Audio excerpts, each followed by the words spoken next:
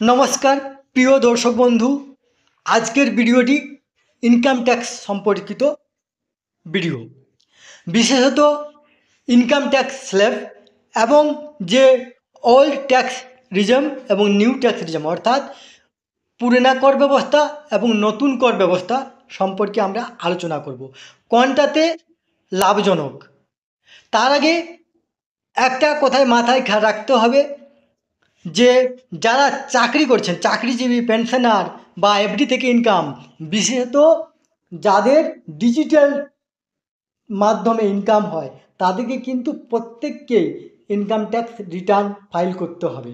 তাতে আপনি করের আওতায় আসুন বা না আসুন, আমরা খুব সহজ পদ্ধতিতে আজ আমরা জানবো ওই স্ল্যাব সম্পর্কে এবং পুরোনো ও নতুন কর ব্যবস্থাতে কোনটি লাভদায়ক সেটা আমরা একদম সহজ ভাষায় আজকে আমরা দেখব।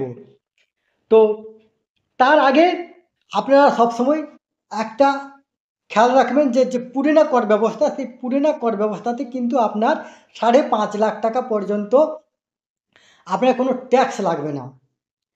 এরপরে আপনি ডিডাকশন পাবেন, বিভিন্ন ডিডাকশন পাবেন, কিন্তু নতুন কর ব্যবস্থাতে আপনার 7.5 লাখ টাকা পর্যন্ত কোনো কর লাগবে না, সেখানে কিন্তু আপনি ডিডাকশন পাবেন না।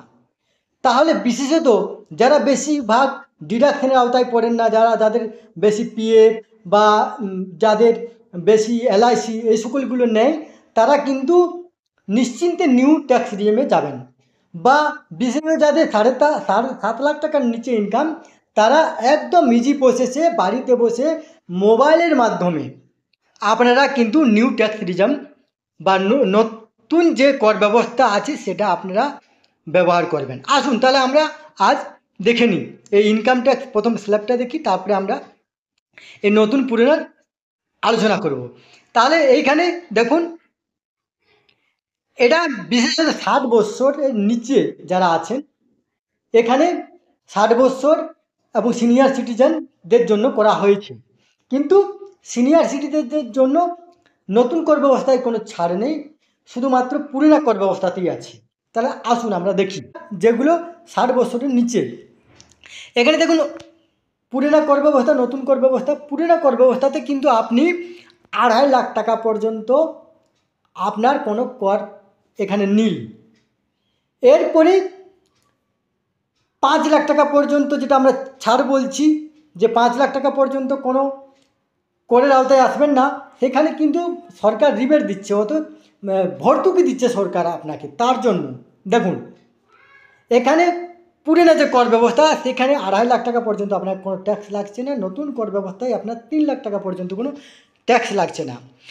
পুরোনো কর ব্যবস্থায় 2.5 লাখ থেকে 5 লাখ পর্যন্ত আপনার কিন্তু 5%, এরপরে 3 লাখ থেকে 6 লাখ পর্যন্ত 5% আপনার নতুন ব্যবস্থায়।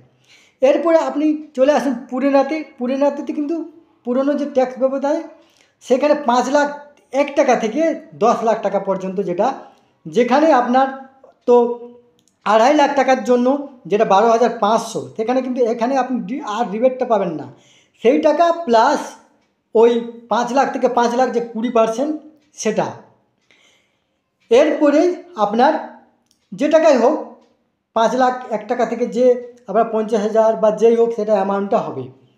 এখানে 6 লাখ থেকে 9 লাখ, 6 লাখ 1 টাকা থেকে 9 লাখ পর্যন্ত আপনার যে 3 লাখ থেকে 3 লাখ পর্যন্ত যেটা আসছে, 3 লাখের সেটা 15,000, যেটা সেই 15,000 প্লাস 10% আপনি এখানে যে 6 থেকে 9 লাখ পর্যন্ত সেটা 10%। এরপরে পুরোনো কর ব্যবস্থায় যেটা আপনার 10 লাখের ওপরে, যেখানে অলরেডি আপনাকে 1,12,500 টাকা প্লাস 30%, যেটা আপনার ওখানে 12,500, আবার 20% যদি 5 লাখে ধরা হয় তাহলে সেখানে আপনার 1 লাখ হচ্ছে। তাহলে 1,12,500 টাকা প্লাস 30%, 10 লাখের উপরে যদি আপনার হয়।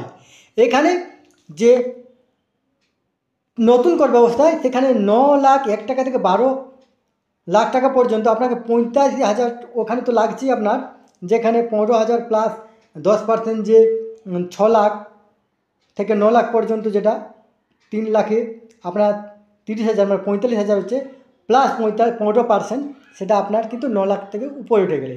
আবার নতুন ব্যবস্থায় কিন্তু দুটি স্ল্যাব বাড়তি করা হয়েছে, 12 লাখ 1 টাকা থেকে 15 লাখ পর্যন্ত আপনার 90,000 প্লাস 20%, যেটা 12,000 ওপরে যেটা সেটা, প্লাস 15 লাখের ওপরে যদি হয় তাহলে 1.5 লাখ প্লাস আপনার 30%, এটা আপনার কর ব্যবস্থা।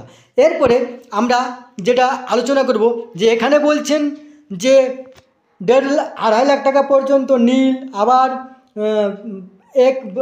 2,50,000 1 টাকা থেকে 5 লাখ পর্যন্ত, সেখানে বলছেন আপনি 5,500 ট্যাক্স, তাহলে 5 লাখ টাকা কোথায় হচ্ছে? আবার আপনি বলছেন 7.5 লাখ টাকা পর্যন্ত ট্যাক্স ফ্রি, আবার এখানে 3 লাখ টাকার পরে ট্যাক্স লাগছে। এখানে দেখুন নিচের দিকে, এখানে নিচের দিকে কিন্তু আপনি নিচের দিকে চলে আসবেন,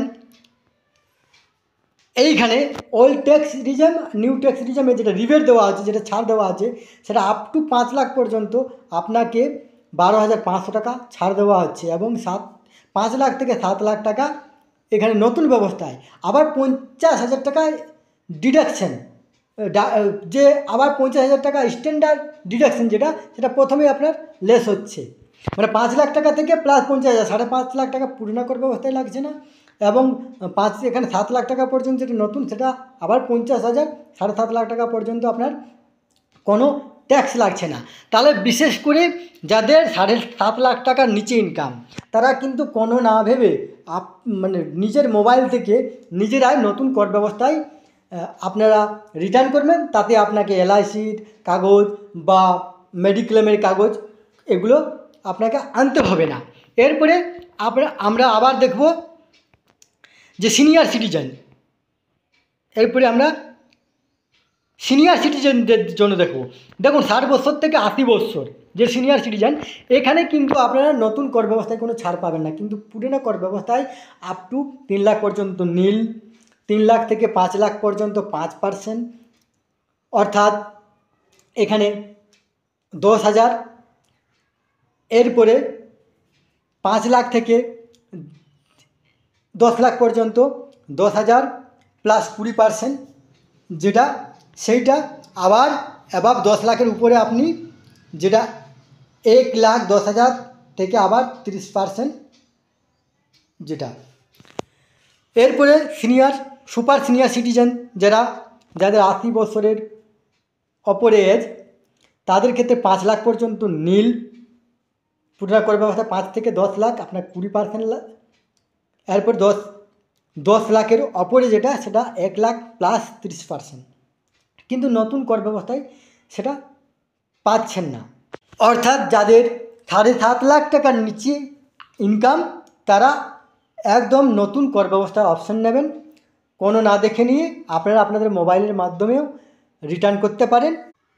এটা ইনকাম ট্যাক্স স্ল্যাব এবং নতুন এবং পুরনোর মধ্যে এই পার্থক্যটি থাকলো।